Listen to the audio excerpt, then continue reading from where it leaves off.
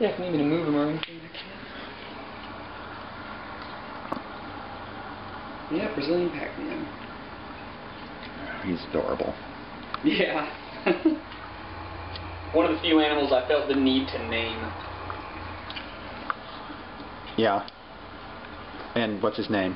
Francisco. He's from the Rio São Francisco in Brazil. So, northeastern Brazilian state. Why don't you reach in there and grab him again? Sure. Just get an idea of his size. Yeah. Come on, buddy.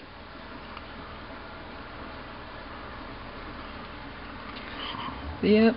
Very, very calm, and you can see how flat he is. Not much fin either. Really, nope. I mean, his dorsal fin is almost non-existent. Yeah. Tiny little eyes. Just a lump. I don't know if you can capture it on film, but he's covered in what looks like hair.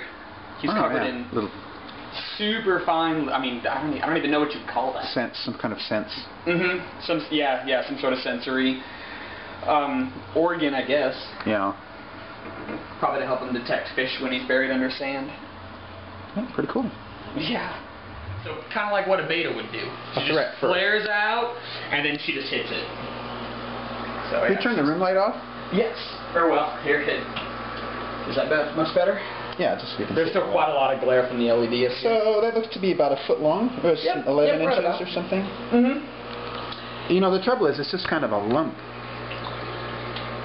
You know, they're not that. Oh, well, early morning and pretty much right after lights out. I mean, she swims mid-water. She's really active. All right, see, we get some response out of it. Yeah, she's not going to be very happy about that. So you can see her getting a little... Ooh, holy crap. Yeah. Fast and, flared gills. Your gill plate flaring out, Wow. Hitting the net, and I mean, what? Ooh. I mean, I've seen fish. You see, and there's a piece of the net floating by in the tank right there. There's a little piece of a piece of mesh. I mean, her. No, don't wreck your net on my account. Here, we'll just do one more, but her. Wow, and it just hits it like fast. So I mean, you can't really take it. Oh, you see, she grabbed hold of it that time and shook it around. What would that do to your finger? Yep, and then imagine one of those 5 feet long, weighing over 100 pounds. I mean, that would remove your hand. But yeah, see, now she's pissed off. Well, it's good to give them a little bit of stimulation. Oh sure. Yeah, wow. You should see her during water changes. That is a grumpy fish. So, do you think at some point it could become accustomed to? Just accustomed to, I mean, things moving around in the tank? Possible. How long have you had it? I mean, has it grown in here? Was it smaller? Oh yeah. I got her just about 4 months ago, and she was probably like 8 inches. So okay, so it's not going to become accustomed to being around them. No, I mean probably not. That's just one mean badass fish. Yep. And most people say pretty much as soon as they hit 18 inches, that's when they get unmanageable. I mean, it gets to the point. There's a friend of mine who had an 18-inch specimen in a 150-gallon aquarium, so standard 150. Yeah. He was walking by the tank.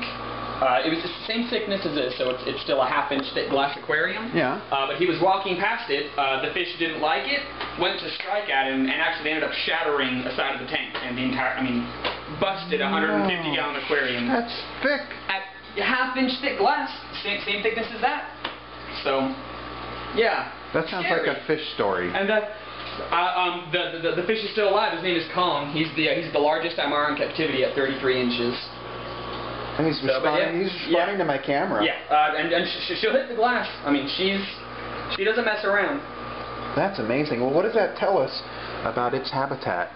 They generally live in rivers, so they tend to come from fast-flowing areas. No, it's to be so aggressive to everything that moves. It's not just about hunger, is it? No, generally, where they're from, real estate's at a premium, so there will be other Aimara. Defending territory. Exactly.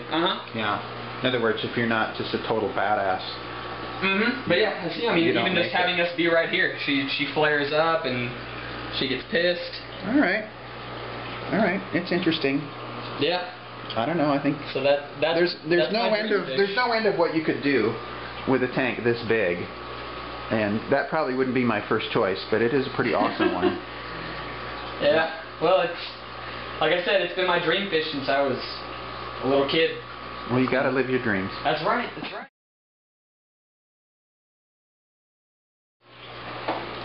So these guys get about 4 feet. Little catappa leaf. I don't know Oh, if it's you got can see long tail Yep, filaments. Yep, massive trailers. I've never seen anything like that.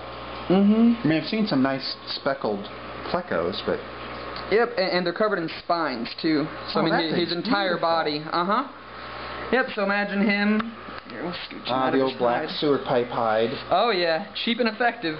Oh, I've well, used he's- that in koi ponds to keep the raccoons away from the koi. Well, he's gonna hide underneath his little. And one more peek. That's a Come beautiful on. thing. I've never seen one of those. There you go. Like I say, I'd seen black and white, or spotted plecos, but not one with such an elegant shape. And it's just interesting. I mean, with being so elegant, it's still the largest species. I mean, usually the big God, so how big big do they- fish are generally kind big do they of get, blah. do you think? About 4 feet. Holy cow! Yeah. So a 4-foot pleco. So I bet they don't they're- keep that color though. No, they turn solid black, and they get. I mean, they're covered in spines. I mean, they're untouchable, spiny. Wow.